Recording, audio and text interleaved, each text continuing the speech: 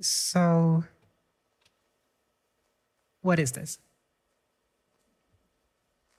What is this? What is? What do you mean, is? The word is treacherous. The Hebrew language shuns it, reserves it for God. What is this predicate, is? A tow bar to latch one word onto another? A carbon paper creating copies through friction? Wittgenstein claimed that any true logical statement is a tautology. A is B. But if so, then B is also A. And then why not just call both A, if they are indeed identical? As trans people, we have become the stewards of identity.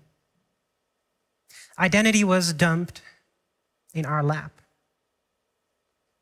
Here, said the world, take this, and handed us identity. Tell us the story of how there dwells something deep inside you that is real and true, said the world. Something so genuine that we are moved to tears, and perhaps even might consider granting you bodily autonomy. I am so sick of identity.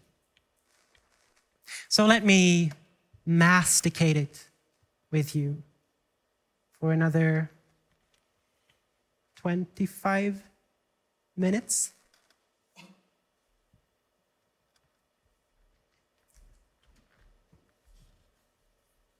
To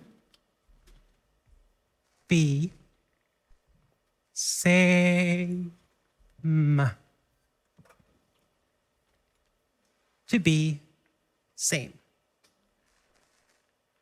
Identity, from Latin identitas, itself from the word idem, meaning same. But what is it about identity that is identical? Mathematics is teeming with identities. Take, for example, Euler's identity, every mathematician's favorite equation. E to the power of I times pi equals -1. A remarkable relation. But does this mean that the number -1 contains all this? Contains E, the heart of exponential growth, I, the imaginary unit of complex numbers, and pi, the hub around which everything cyclical pivots? Is this contained in the number -1? Of course not. E to the I times pi has the same value as -1. But of all they have to say about mathematical connections, nothing is to be found in the number. A reduction takes place when identity is claimed. In philosophy, identity is about being the same over time. John Locke claimed that it was our memories of the past, as well as our ability to imagine the future, that tie us together into a persistent person. In psychology, identity is a perceived inner core that makes you, you, and different from all the other people of the world. To be identical is to be identical to yourself.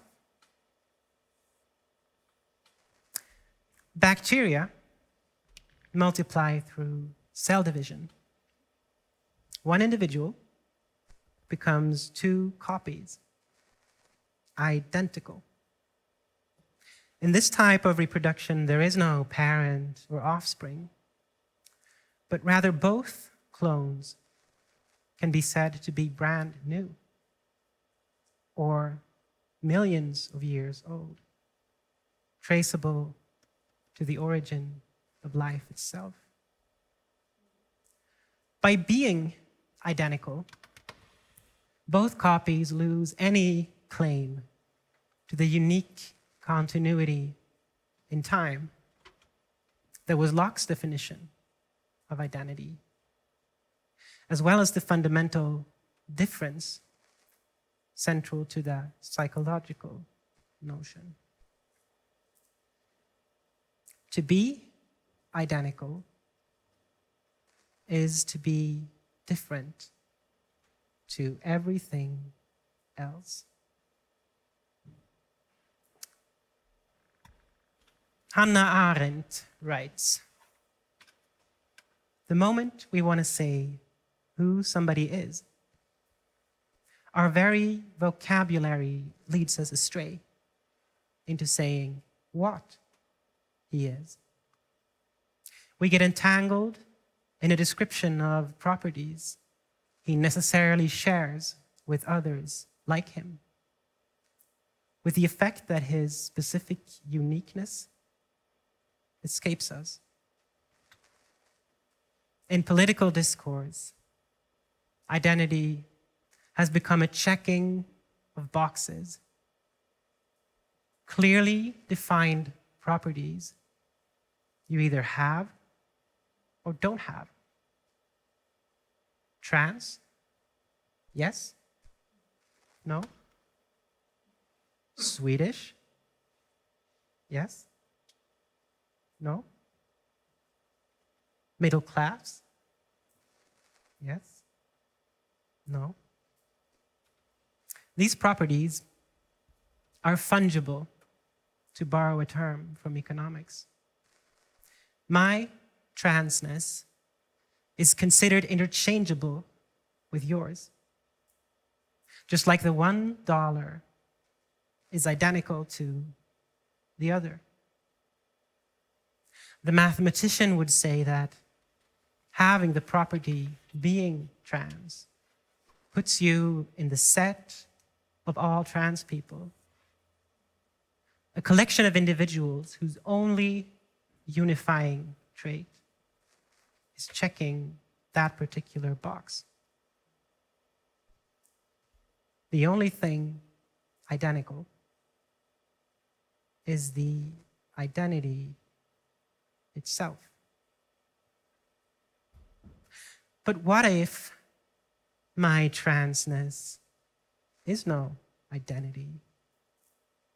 What if it's a fracture in the world soul, a topological defect in space-time, a runtime error in the computer that simulates us all? What if it's a misprint in existence, one to cover up and quiet down, like that Bible edition that says, "Thou shalt commit adultery"? What if it's not a fact about what is, but about what should have been? Is there anything that's identical to what should have been?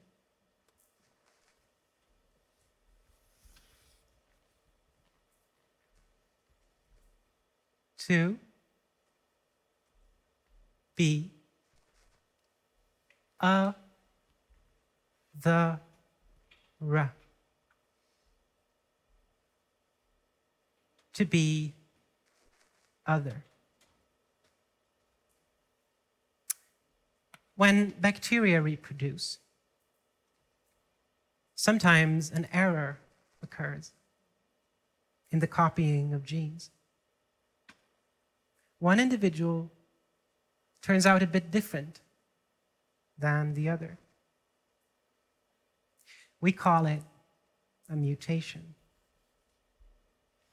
Many mutations are fatal to the organism, but some are beneficial and allow the mutated copy to do things its sibling could not. Without mutations, the bacteria could never adapt to changes in their environment. Their evolutionary success is intimately tied up with regulating the number of mistakes made in reproduction. Failing identity is key to survival.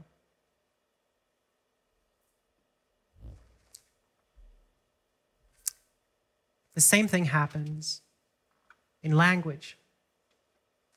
The Proto-Indo-European root, helios, gives us not only the English word else and the Swedish eljest, but also Latin alius, other.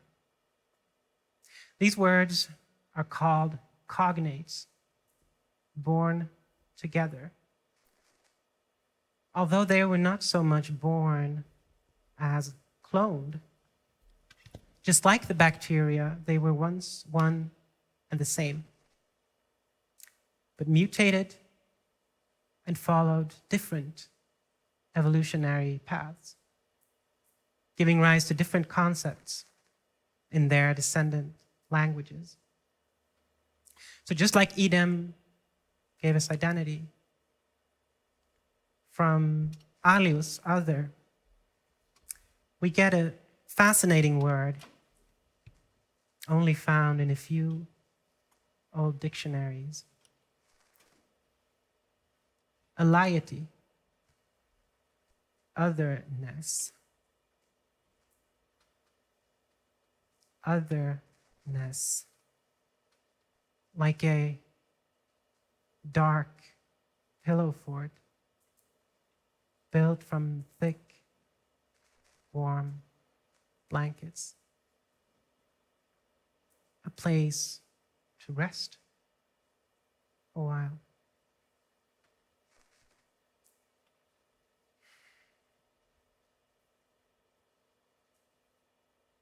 To and fro in shadow,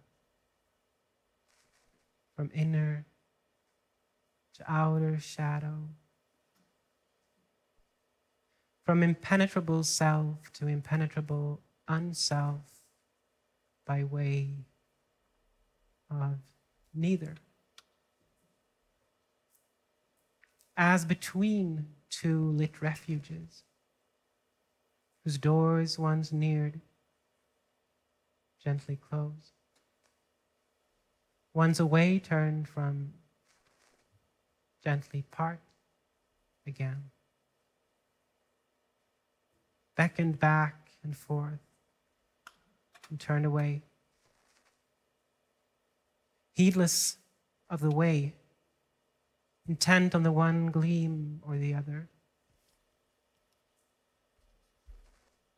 Unheard footfalls, only sound. Till at last, halt for good. Absent for good from self and other. Then no sound. Then gently, light unfading on that unheeded heeded neither. Unspeakable home.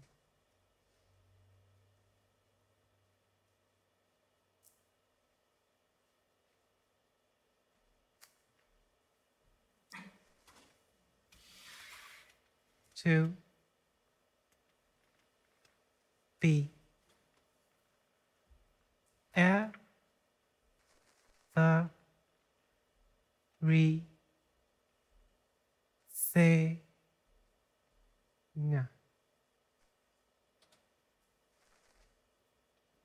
to be everything. In the middle of the 1900s, science was facing a problem. Quantum mechanics, the physicists' new hot rod, had taken the world by storm with its precision and ability to account for previously unexplained phenomena. But a new mystery arose. When not observed, particles and radiation eagerly obeyed the new laws laid down by quantum mechanics. But as soon as a measurement was made, the sea of possibility that is the quantum realm was reduced to a single concrete reality. Everything in its right place.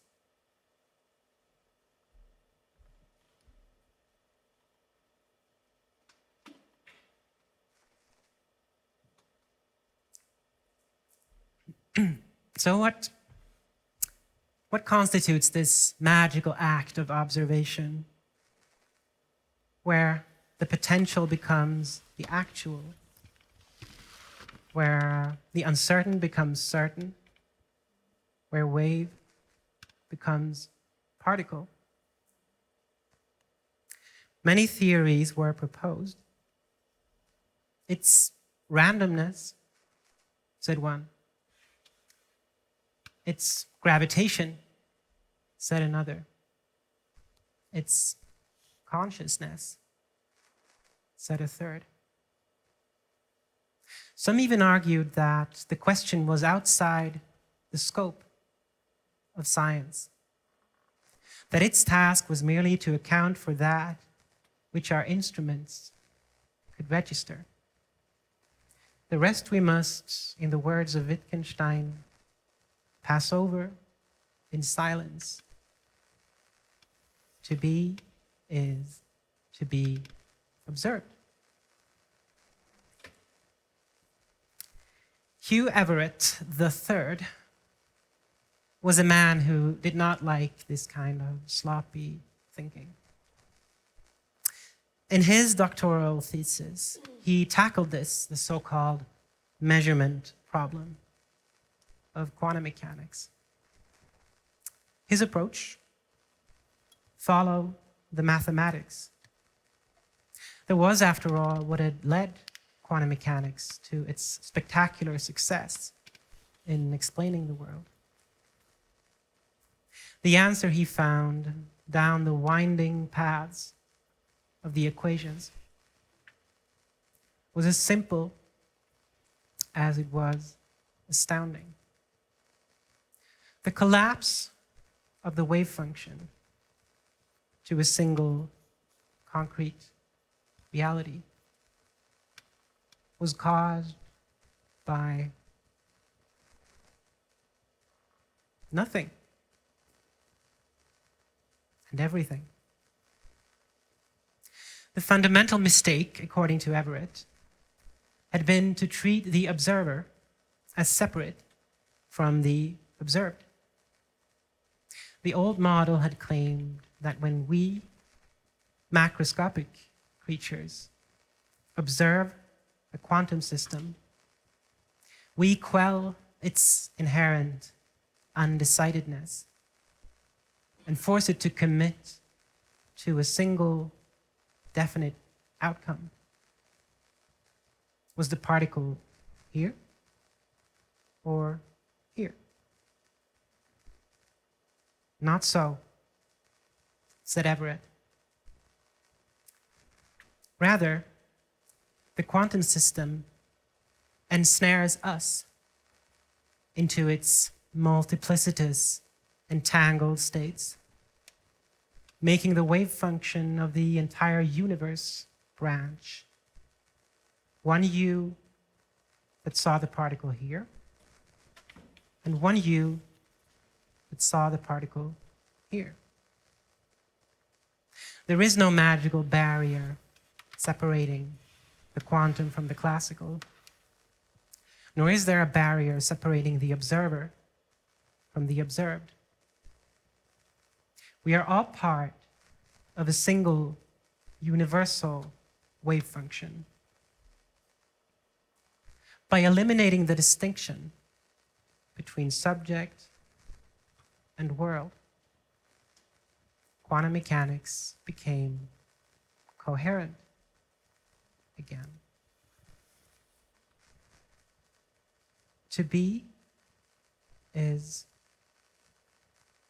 to be part of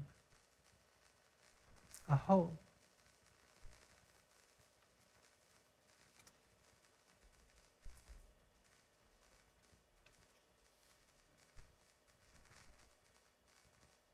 Is that the Atman? Neti. Is that the Atman? Neti. Is that the Atman? Neti. Thousands of years before Everett, adherents of Vedanta perform neti searches to attain knowledge of the universe. To unite with the Absolute, the Brahman, you must first realize the nature of the Self, the Atman.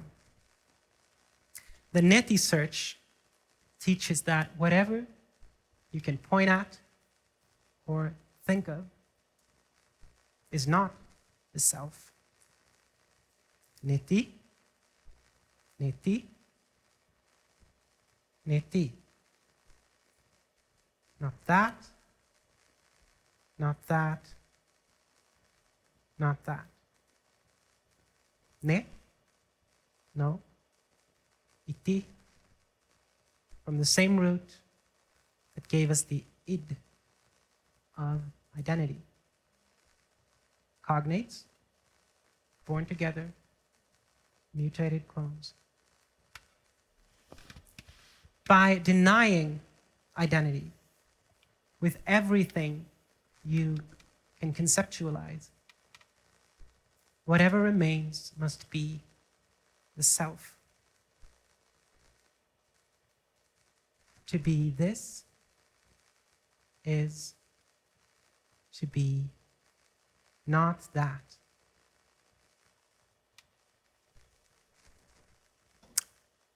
The branch known as Advaita Vedanta turns this on its head. It teaches that not only is the Brahman the highest form of existence, it is the only form of existence. We are all part of it, and all our suffering stems from the false belief that we are separate. To achieve moksha and escape reincarnation, we must stop returning to this delusion. The neti search then becomes not an attempt at identifying the Self as separate from everything else, but a radical act of denying anything as separate. Nothing is comprehensible in isolation. Not that, not that, not that. Tattvam asi, goes the saying. You are that. That, tvam, you, asi, are. Born together, mutated clones, branches on a tree. The Atman is identical to the Brahman. To be is to be everything.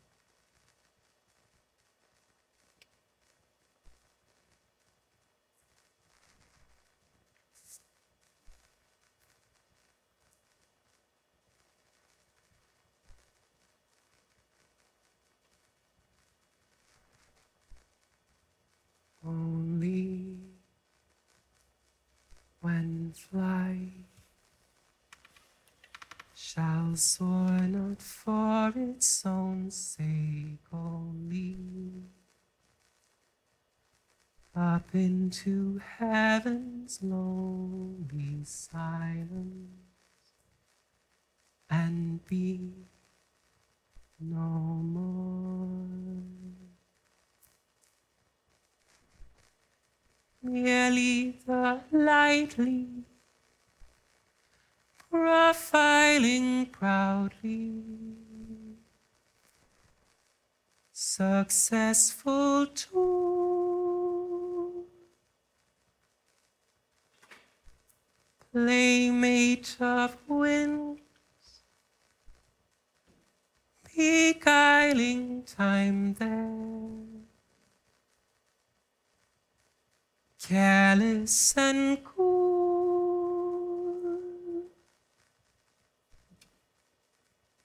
only when some pure wither outweighs boyish insistence on the achieved machine, will who has journeyed thither be in that fading distance, all that his flight has been.